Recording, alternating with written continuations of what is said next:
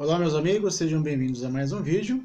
No vídeo de hoje a gente vai falar sobre direito internacional e assim como nós fizemos no direito tributário, a gente vai fazer uma série de vídeos destinada a esse ramo do direito para a gente poder entender melhor, de forma mais sistemática, as questões do direito internacional.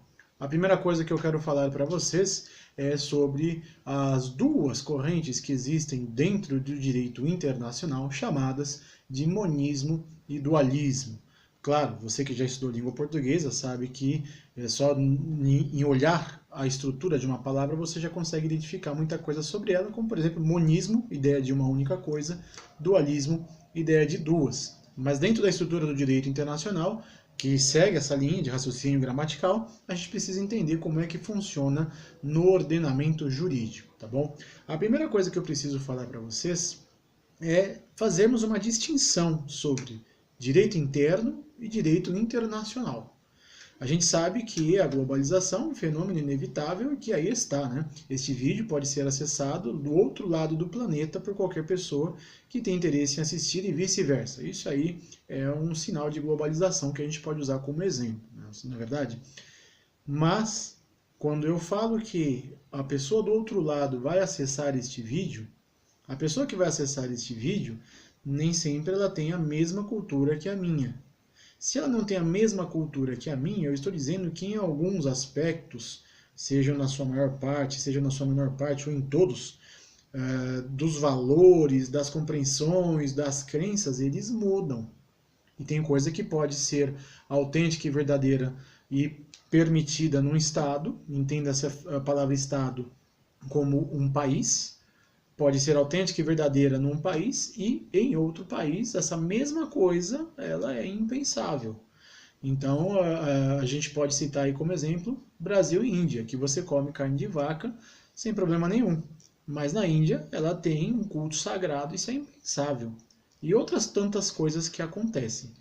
Que sentido faz eu falar então de Índia e Brasil para falar de direito interno e direito internacional?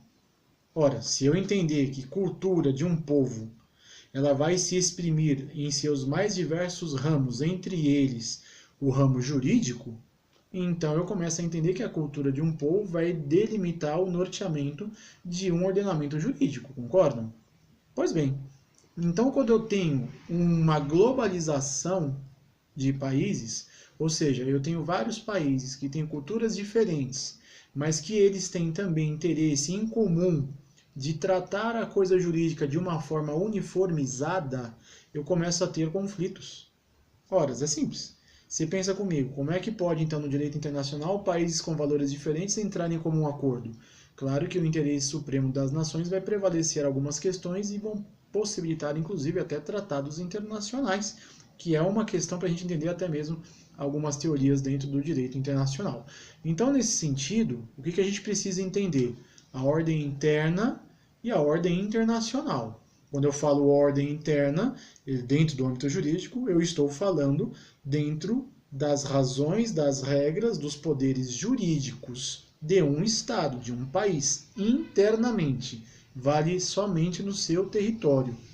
Quando eu falo ordem internacional, aí eu estou dizendo uma coisa muito mais abrangente, mais globalizada, que também tem por premissa nortear o ordenamento jurídico em todos os países adeptos a essa ordem. Isso posto, a gente vai entender que existe possivelmente a ideia de um conflito. Então, o que acontece quando eu tenho um conflito entre ordem interna e ordem internacional? O que acontece quando eu tenho um conflito que diz assim para mim, olha, o direito internacional fala para você fazer tal coisa, mas o seu direito interno não concorda com isso. Ou vice-versa, o seu direito interno concorda com uma coisa que o direito internacional repudia. Estamos diante de um conflito. Como se resolve isso em sede de direito internacional? Doação às correntes que são o tema deste vídeo, corrente dualista e corrente monista. Aí a gente começa a entender o desdobramento do assunto da ordem interna e da ordem internacional. Quando eu falo da corrente monista, invariavelmente estou falando que para o sistema existe somente uma coisa. Quando eu falo direito interno e direito internacional, eu estou falando de dois ramos de uma coisa só. Então a gente passa a entender que um sistema ele é único, sempre com foco na dignidade da pessoa humana. Nesse sentido, a teoria monista admite, então, que o direito interno e o direito internacional são ramos de uma coisa única que significa a ordem jurídica de uma forma geral e que, de forma internacional, ela é tratada, abrangida e admitida de igual maneira.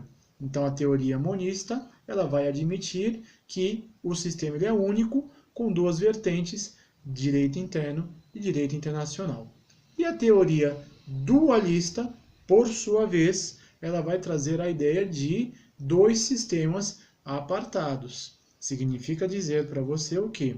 Quando a gente admite a teoria dualista no direito internacional, eu estou dizendo que para que uma norma de direito internacional seja incorporada, isto é, admitida para uma ordem interna, ou seja, de um país específico, é preciso que haja uma adequação específica, uma formalização específica, enfim, trocando a miúde, um exemplo, um tratado. A partir do momento em que um país ele internaliza mediante um tratado em que ele se filia, se associa, né, a um determinado sistema jurídico internacional, aí ok, eu estou dizendo, olha, eu internalizei esta ordem internacional porque eu tenho um tratado, eu concordo com este preceito aqui específico, então ele vai ser praticado dentro do meu sistema jurídico. Então, dentro da ordem interna internacional, a gente tem, neste exemplo, a ideia da teoria dualista. A crítica que se faz à teoria monista é muito simples. Quando você tem uma única regra jurídica, o Estado teria, em regra, a arbitrariedade de poder escolher o que ele vai querer. Né? Ele tem essa possibilidade de escolher. Eu quero determinar agora o meu julgamento desta questão na ordem interna e depois da outra questão na ordem internacional, enfim. E é justamente uma crítica que se faz, porque ele, teoricamente, né, ele não teria que seguir o que é mais conveniente, ele teria que seguir uma coisa unitária. E a teoria monista, como admite direito interno e internacional como vertentes de uma única coisa, como se ele pudesse escolher o que ele segue, o que ele vai fazer, tá bom?